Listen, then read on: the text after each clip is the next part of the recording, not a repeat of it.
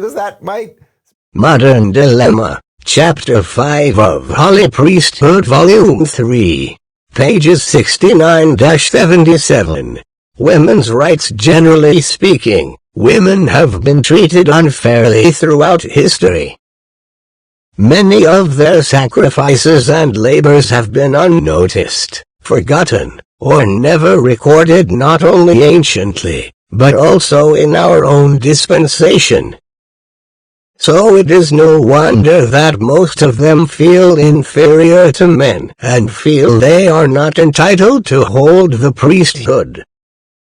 In her Sunstone Symposium paper, Andrea Moore Emmett wrote, "Yes, Mormon women know of those nameless pioneer women who broke their china into pieces for the Nauvoo temple, bore and buried babies on the plains, and sacrificed their hearts to become plural wives.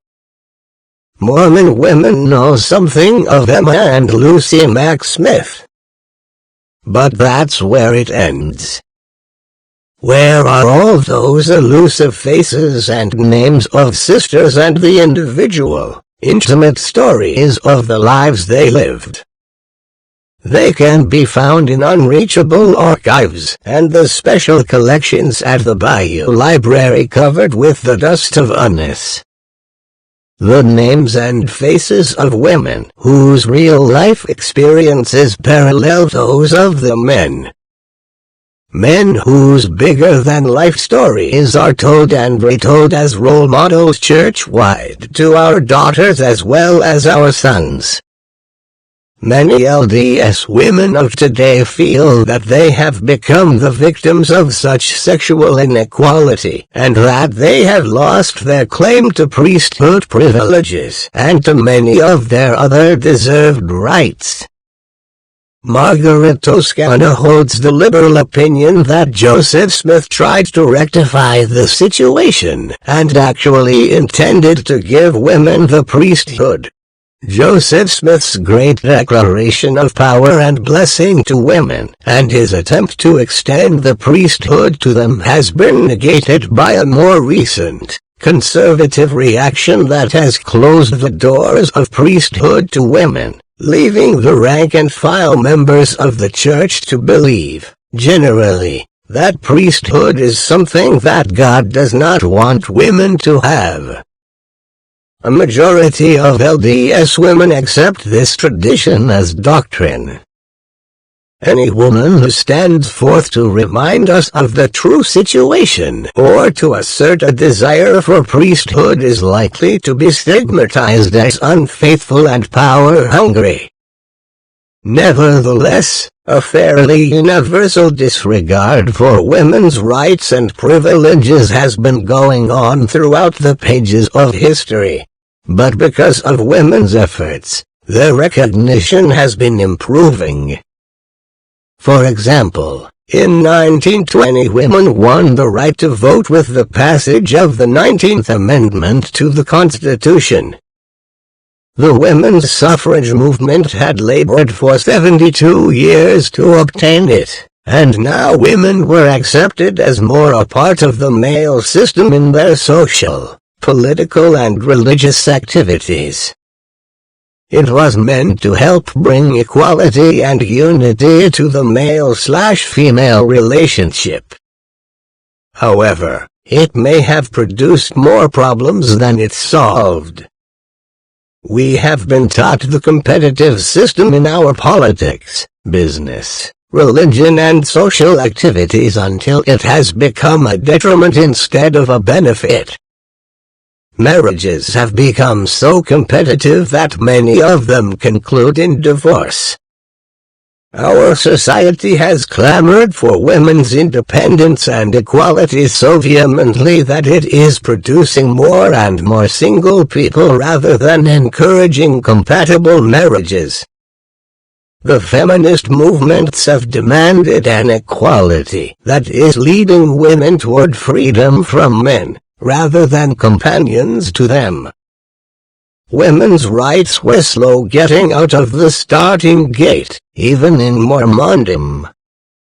With all the light and knowledge of the Restoration, Because of past traditions, women had difficulty in gaining the proper respect and rights they deserved. But when the Prophet Joseph Smith established the Women's Relief Society, an important breakthrough took place. Gradually the women were accepted into other organizations and even on the staff of church publications, such as the Young Women's Journal, the Woman's Exponent, and the Relief Society magazine. Their pleas for recognition and rights were more often noticed and acted upon. The woman question is the question of both man and woman, and women's rights should as deeply interest men as women. Woman is the mother of the world, and her interests can no more be separated from those of man than could the world exist with only one sex. It is to be hoped that this fact will have full weight in the future agitation of the woman question. Woman's Exponent, Volume 2, No. 1, June 1873, Editorial.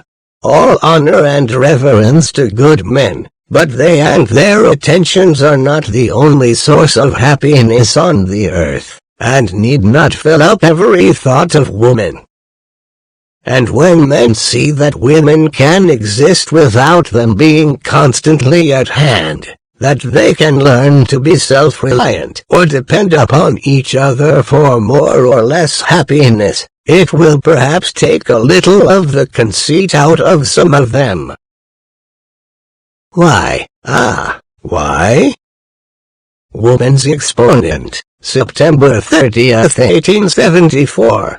6 weeks after the printing of the above article, the Exponent continued with the subject, commenting on the women's place both in the home and the workplace.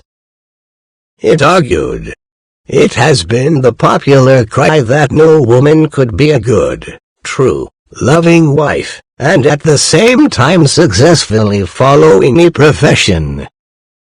If so, neither can a man do justice to any professional calling and prove a kind, affectionate, and loving husband." Brigham Young's opinion of women's rights seemed to get more liberal as time went on during his administration.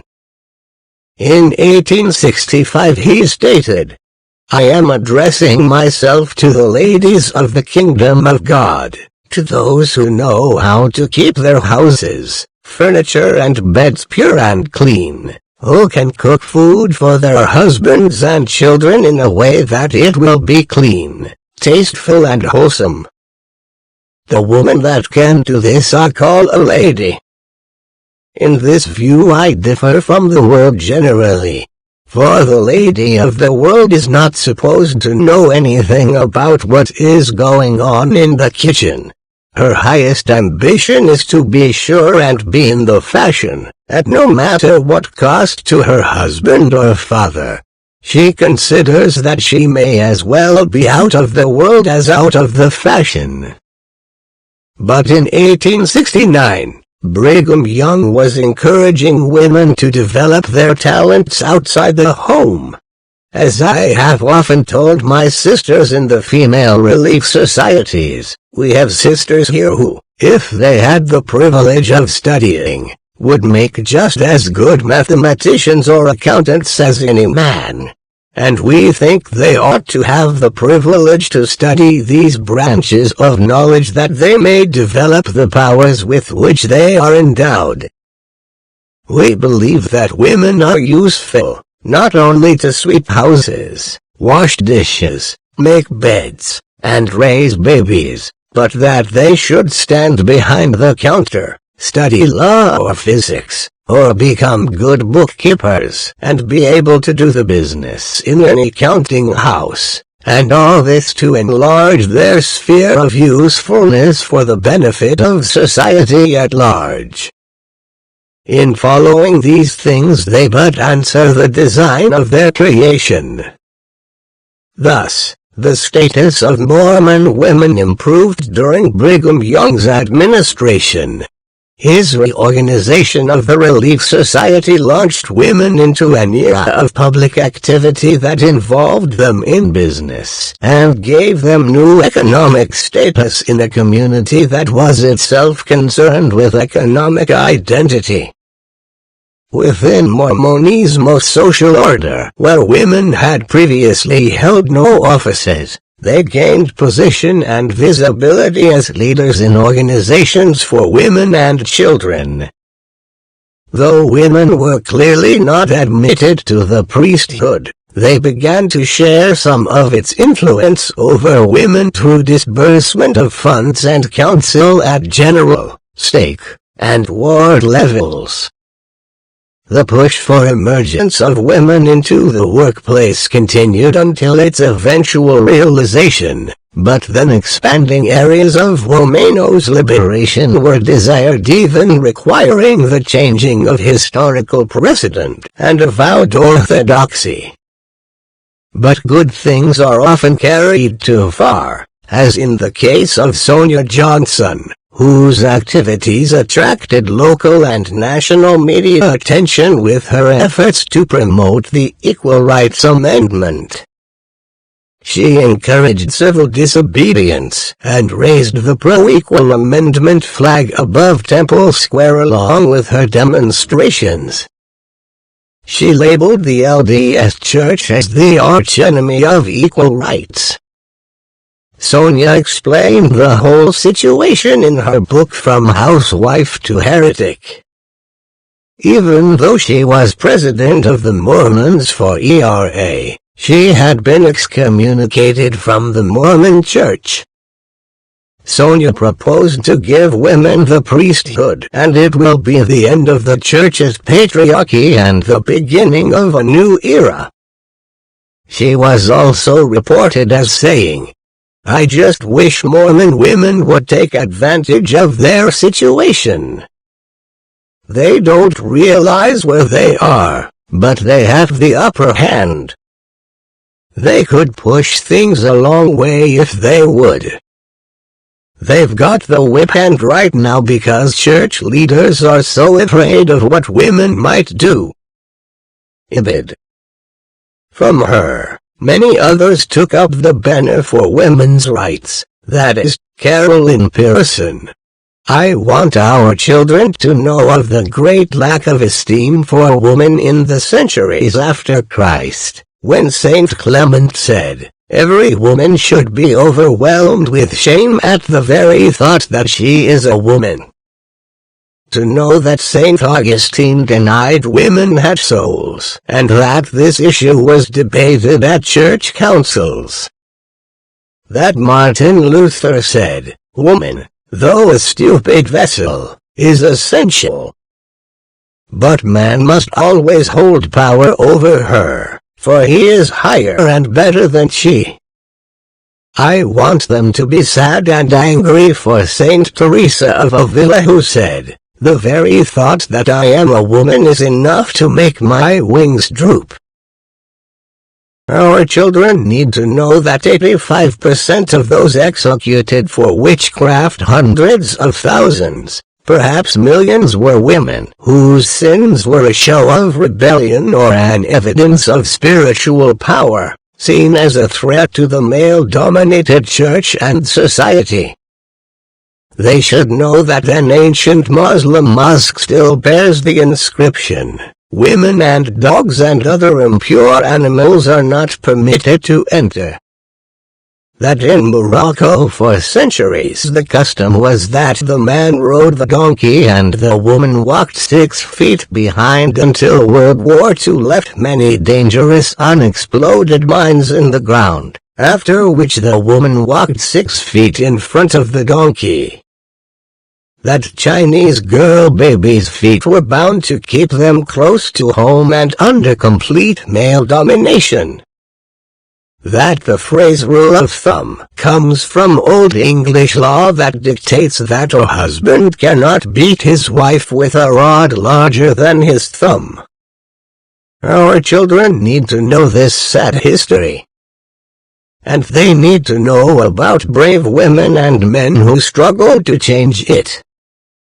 Vela Neil Adams stated, "When Mormon women recognize that they are being defined by narrow, constrictive church images, some seek non-church avenues for identification and support.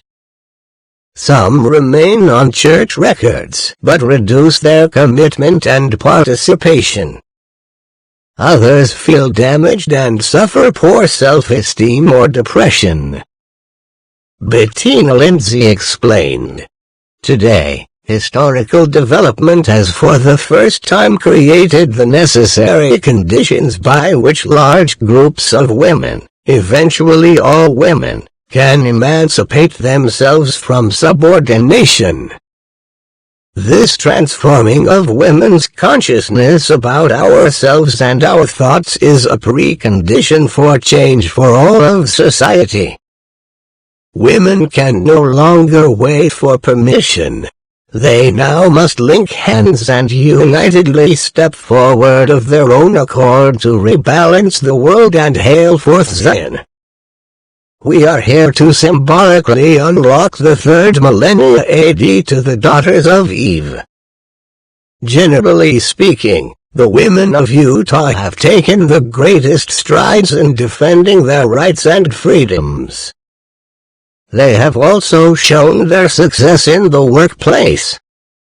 It is reported that they have made the greatest jump in the workplace because more than 60% of the women in Utah work, more than in any other state. Then what conclusion shall we arrive at? Why, consequently, that the condition of woman today is much better in every respect than in the days of our grandmothers, and that the women of the future will, judging from the outlook of the present, far surpass us who are now upon the stage of action. Woman is learning to think, act and reason for herself, not to hang her conscience on another, or pin her faith to the sleeve of anyone. Young girls are beginning to comprehend that employment, suited to the capacity of woman by which she may earn an independent living, is much more womanly than depending upon some male relative for maintenance and support. Besides, many women are suddenly left helpless and alone, by the death of husband or father, and how desolate under such circumstances will she be who has never been taught self-dependence. This is one of the lessons thoughtful women are learning today, and it will be a legacy better than wealth, for it will not take wings and fly away. It would be well for more men to realize and appreciate the support and blessing of a good woman. Strong-minded women are the very ones who will make the best aids and helpmeets for their husbands, competent to assist, advise and sympathize. And if men would interest themselves in helping to develop women's higher powers, instead of placing almost insurmountable barriers to hinder their progress, they would find it much to their own advantage. And women who are the most highly cultivated morally, mentally and religiously are the very ones to do honor and reverence to good men, who possess the noblest attributes, and are the nearest akin to God and divinity. The unfair and unequal treatment of women continues to diminish, and the fairer sex is coming more to the forefront. In the professional arena, many women are proving themselves as capable and as aggressive as their male counterparts. Their achievements and successes clearly speak for themselves. For those women who want to expand their talents and abilities outside the home, there are increasing opportunities for them to do so. However, with all these expanding rights and benefits for women, there are certain limits. And again, verily I say unto you, that the Son of Man cometh not in the form of a woman. Wherefore, be not deceived. D&C 49, 22-23. As we look back, and then ahead, we ask, how much good has come from all these efforts for women's rights? Awareness of the problem is fine, but often more problems and troubles result in trying to solve the problem. Sheila Graham commented on this. For several decades women have been told if they want to get ahead in the business world, they must suppress their feminine traits and behave like men. Women are different from men. Not better, not worse, different. Women look different, react differently, think differently, and that's all right. Feminine traits aren't inferior to masculine ones. They're complementary. Now, women have rights and choices. Women, how are you doing? Are you making the same mistakes so many men have made for thousands of years? Chapter 6 Our Mother in Heaven. Goddess worship. As demands for women's rights have escalated, some women have begun to give too much respect, honor, and even worship to others of their own sex. A new stage has been set for the worship of our Mother in Heaven, because Father in Heaven is a man. Consider the following expressions of a few of today's women in this regard. Jesus taught that doing the will of God is more important than formal worship. If we want to worship the Mother, we must do the work of the Mother, and if we do the work of the Mother, we worship her. Her work is the same as His work. They are one God. If like begets like, then we, as women, shall certainly never become like God the Father. To whom do we turn for our perfected identity? I can't help but feel cheated about my lack of knowledge of her. I wonder why she isn't allowed to speak, to guide and direct and console her daughters. Karen Sorensen Smith, Truth is Reason, Truth Eternal, Dialogue 9, 4, Winter 1974, p. 5.